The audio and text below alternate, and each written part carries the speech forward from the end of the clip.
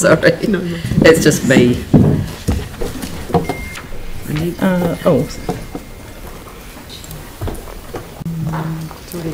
Good morning, Leanne and councillors. Nice to be here again. We've just got a couple of things to highlight from our report, and the first one is the Lyttelton Museum and the request for gift of land. I know it's in a report to council today, but we just wanted to highlight a wee bit about the museum and that project, which obviously the Lyttelton community are very excited about, fully supportive. So this slide here actually shows the former museum before the earthquakes, which was down on Norwich Quay. Unfortunately, that building was ruined in the earthquakes and is now no longer there. It's just an empty lot. The one thing about that former site was it wasn't big enough to actually showcase all the items, so a lot of them were actually still stored at Canterbury Museum at that particular time. But one of the big things that was showcased in there was the Antarctic exhibition, obviously, that everyone's very proud of. So that's just a photo of that former museum. And the next slide is all the items that were actually recovered from that museum from the Lyttelton Fire Brigade and the museum staff. They were actually instrumental in getting those items and stored over at Wigram. So they're there nice and safe, waiting for a new home. And there's 8,500 items altogether at that in that storage facility. This just shows the site, which is to the left-hand side. So on the corner there, the place with the big red roof, is our library and service centre. So directly next to it on the right-hand side is the site where the museum would have requested. It would be, from a community perspective, it would be absolutely wonderful if it could go there, because it would be a lot of foot traffic, and that would actually help boost the local economy, which is really struggling at the moment. There's still a lot of empty lots along that area, and you know, with the museum going there, hopefully it could trigger the economy. Also, with the cruise ships returning to Lyttelton, it would be a real good tourist attraction. So, you know, we are hoping and fully support the museum going in there.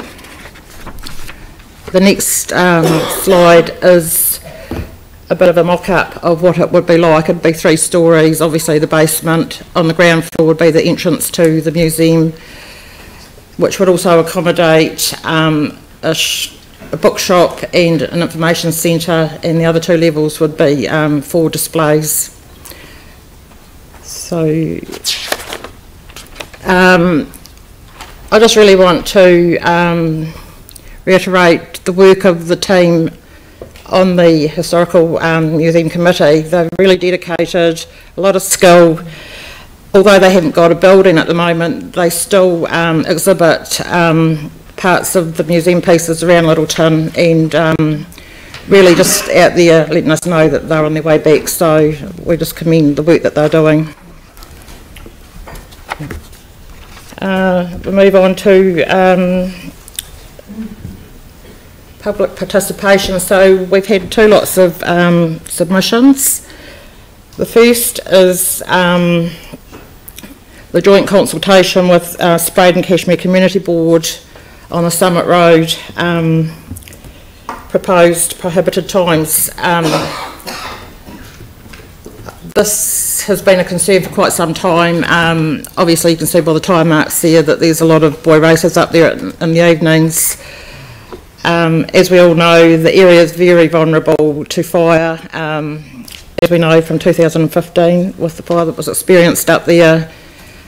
The residents on either side of the summit are really concerned about the speeds that the cars are travelling. So they were asked to submit, and all in all between the 2 boards there's 865 submissions. The next one is one of our reserves, Uruma, which is on the east side of Lyttelton.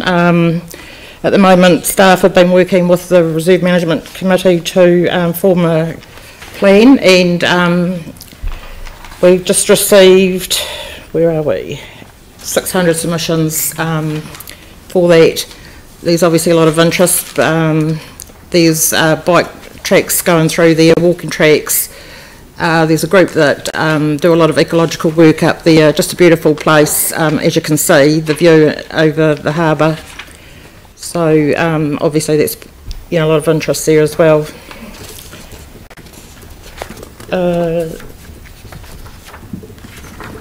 next one we just wanted to highlight, Banks Peninsula's isolation and how it can happen so quickly.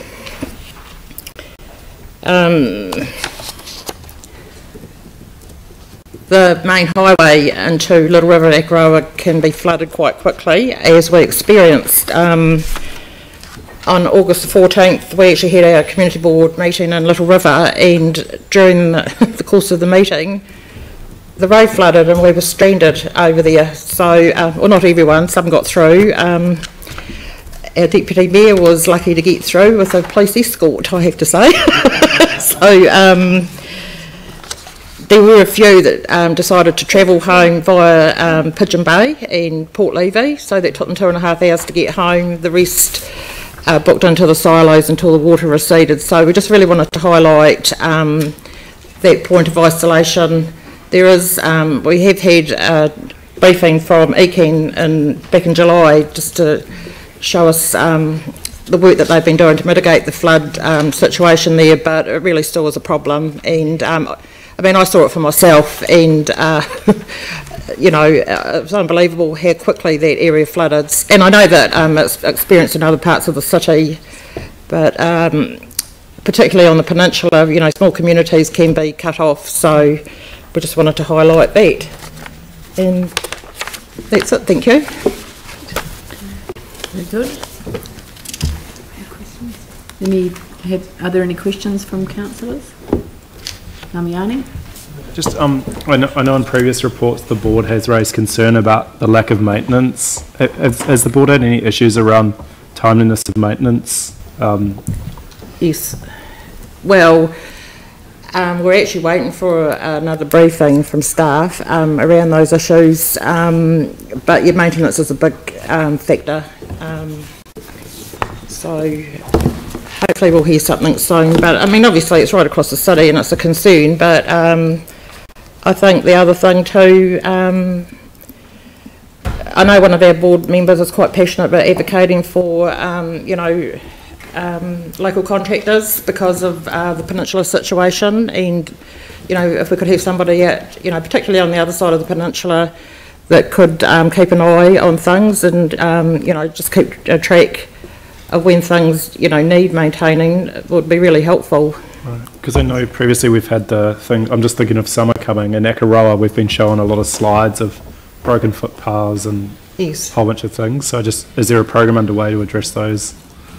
Well, at the moment we're just waiting to have a briefing from maintenance staff, as I understand. Andrew. Thank you. You may recall, and just by additional answer to that question, you may recall after the 2016 annual plan, we put in place a Akaroa Issues Working Party, and that's a working party that's made up of community board members from that part of the peninsula. Christine attends those meetings. I'm a part of the working group as well. We've actually moved forward in leaps and bounds in terms of some of the issues that were raised in submissions to that annual plan. So bin emptying and the general tidiness of the town. There was a lot of work done after the recent floods to tidy the town and to remove some landslips and that sort of thing. So we've made some good progress, certainly not saying there isn't more that we can do, but as a result of the work of that group, I think Akaroa is going to be a lot better placed for this summer season than it has been in the past. Yes, they're doing some good work.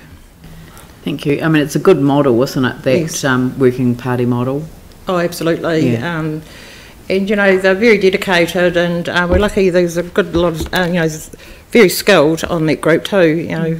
So, you know, as Andrew said, we try to get to those meetings because a lot of those people on that committee are giving up their time, you know, the businessmen, they're giving up their time to be part of that committee, so we're very fortunate. Yeah, and the other thing is that we did actually try to get a local contractor to take over the whole of the contract, but that was not successful. So I think they've got sort of some components of the contract are now delivered locally, which is better than what it was. But I think in terms of capacity building, it would be great to see the contracts actually embedded in the local community, because you don't want to wait for the contractor to come over the hill by the time, when there are urgent needs to be addressed. But I think it's starting to be fixed, and it's much better than it was. I was just going to say that's how it feels like things are really moving forward in a positive way. So you're trying to be on the ground in communities.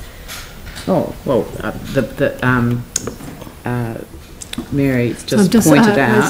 There's a memo that's gone out to councillors and mayors about the additional parks, urban park rangers that are going to be on the ground in local and neighbourhood parks to try and resolve those issues. Yeah, it's literally just come through the email system, so that's going to be really helpful. It might be a good idea to get them to send that out to the community boards as well. Obviously none of us have seen it because we're concentrating. Yes, I know, because,